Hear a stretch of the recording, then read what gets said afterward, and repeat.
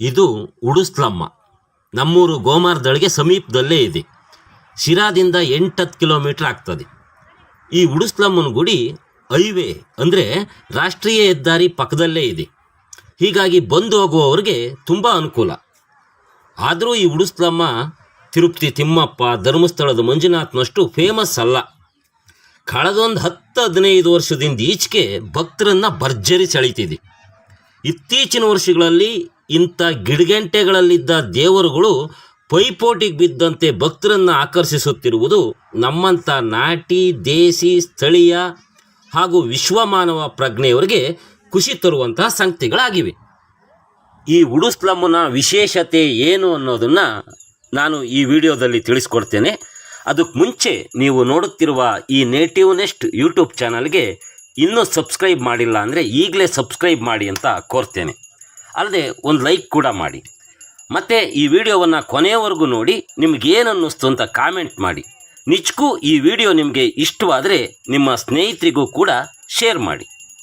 ನಾನು ಮೊದಲೇ ತಿಳಿಸಿದಂತೆ ಈ ಉಡುಸ್ಲಮ್ಮ ಆಲದ ಮರದ ಬುಡದಲ್ಲಿರುವ ಗಿಡಗಂಟೆಯ ದೇವರು. ಈ ದೇವರನ್ನು ಸುತ್ತಮುತ್ತಲಿನ ಗ್ರಾಮಸ್ಥರು ವರ್ಷಕ್ಕೊಮ್ಮೆ ಕುರಿ ಕೋಳಿ ಕೊಯ್ದು ಮಾಡ್ತಿದ್ರು. ಹೊರಗಿನಿಂದ ಭಕ್ತರೇನಷ್ಟಾಗಿ ಬರ್ತಿರಲಿಲ್ಲ.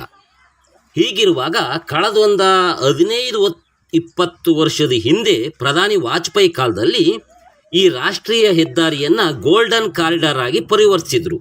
ಅಂದರೆ ಸುವರ್ಣಪಥ, ಚತುಷ್ಪಥ ರಸ್ತೆಯನ್ನಾಗಿ ಅಭಿವೃದ್ಧಿಪಡಿಸಿದರು. ಆಗ ಆ ಹೆದ್ದಾರಿ ಮಧ್ಯೆ ಒಂದು ಬೃಹತ್ ಬೇವಿನ ಮರ ಇತ್ತು. ಆ ಮರಕ್ಕೆ ಈ ಉಡುಸ್ಲಮ್ಮನ ಬೋರ್ಡು ಕಟ್ಟಿದರು. ರಸ್ತೆಯ ಅಭಿವೃದ್ಧಿ ಕಾರ್ಯಕ್ಕೆ ಆ ಬೇವಿನ ಮರ ಕಡಿಯಲು ಹೋದರು. ಆಗ JCB ಕೆಟ್ಟು ನಿಂತುಬಿಡ್ತು. ಅವತ್ತು ಈ ಬೇವಿನ ಮರ ಕಡಿಲಿಕ್ಕಾಗಲಿಲ್ಲ.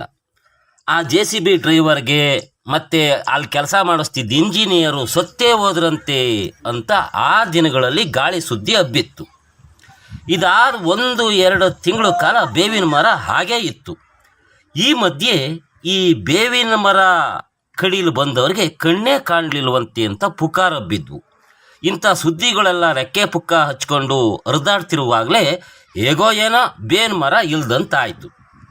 ಆದರೆ ಬೋರ್ಡ್ ಕಟ್ಟಿದ ಬೇವಿನ ಮರ ಇಲ್ದಿದ್ರೇನು, ಉಡುಸ್ಲಮ್ಮನ ಗುಡಿ ಆಲದ ಮರದ ಬುಡದಾಗ ಇತ್ತಲ್ಲ, ಅದು ಬೆಳಕಾಗ ಹೊತ್ತಿಗೆ ಅಷ್ಟು ಇಷ್ಟು ಫೇಮಸ್ ಆಗಿ ಹೋಗಿತ್ತು.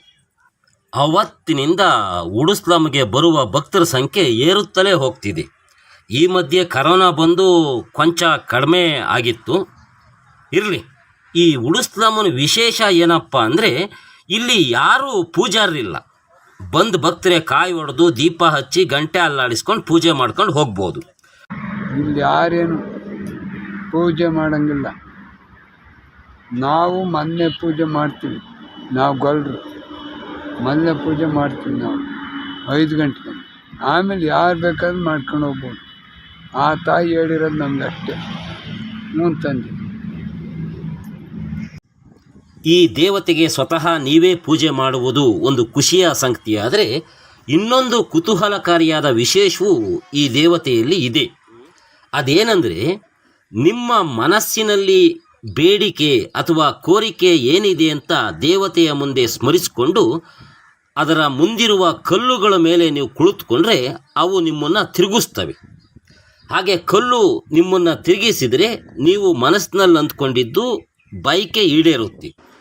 ಒಂದು ವೇಳೆ ಆ ಕಲ್ಲು ತಿರುಗದೆ ಹಾಗೇ ಇದ್ದರೆ ಆ ಬಯಕೆ ಈಡೇರಲ್ಲ ಅಂತ ಭಕ್ತರು ನಂಬುತ್ತಾರೆ.